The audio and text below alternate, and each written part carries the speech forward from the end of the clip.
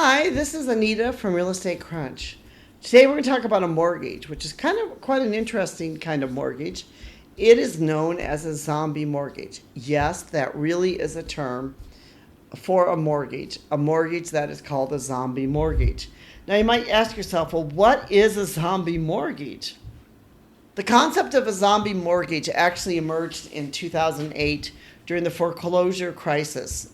During this time, this was the housing crisis in the United States primarily, and residential mortgage loans began to default. Homeowners might have thought that their mortgage debt was forgiven or satisfied, but it yet remained active.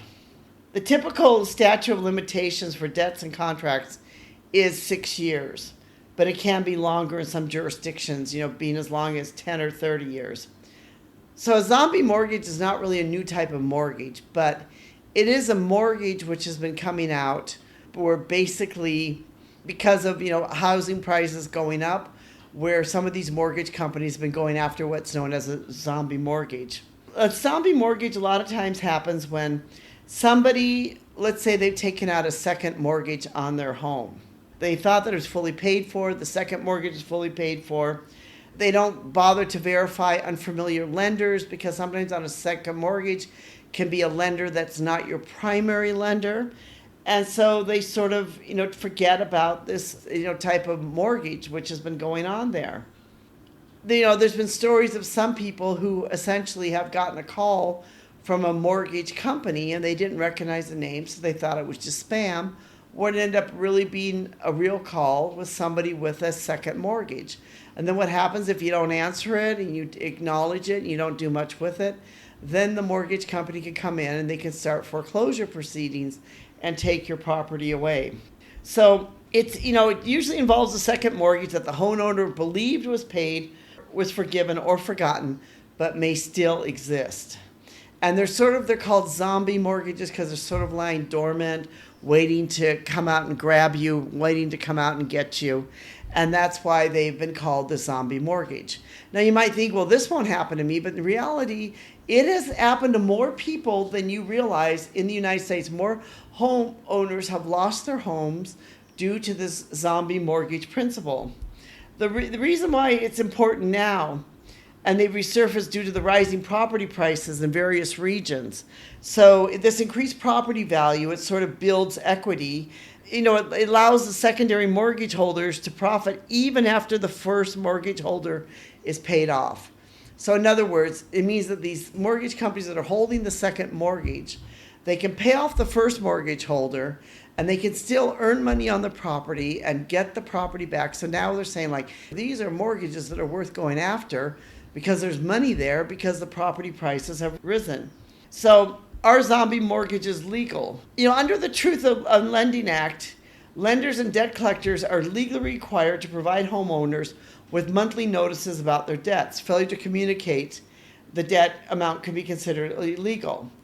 But, part of the problem is that a lot of times homeowners, they ignore these from these debt collectors because of the fact that they, like they said, they don't think it's really their mortgage company. They think it's spam. They don't recognize the name. So they don't really pay much attention to it.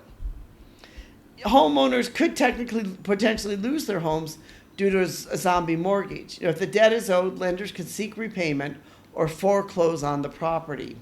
So you might ask, well, how can you protect yourself? Let's say that you have a second mortgage out there. How do you protect yourself? There's a few things you can do.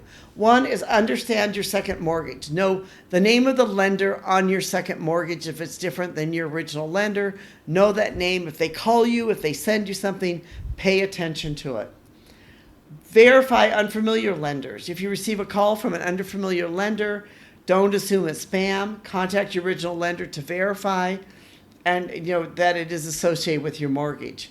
Check property titles. Regularly check the property titles for any encumbrances or liens.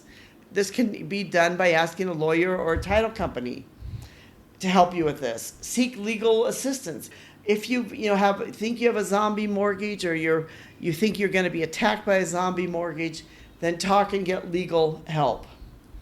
Respond to communications. Just don't throw them away and assume. If somebody calls you, think it's spam, check out your mortgage documents. If you see the name is on there, then call them back and find out what they need and what the information is and what they're looking for. If you'd like to be able to read more about this, you can read our blog on zombie mortgages and how to protect yourself. We have some ideas in there that can hopefully help you protect yourself. This is something which is a really real concern, and it has happened to quite a few people. So don't think this can't happen to me, because it could, especially if you have a second mortgage on your property.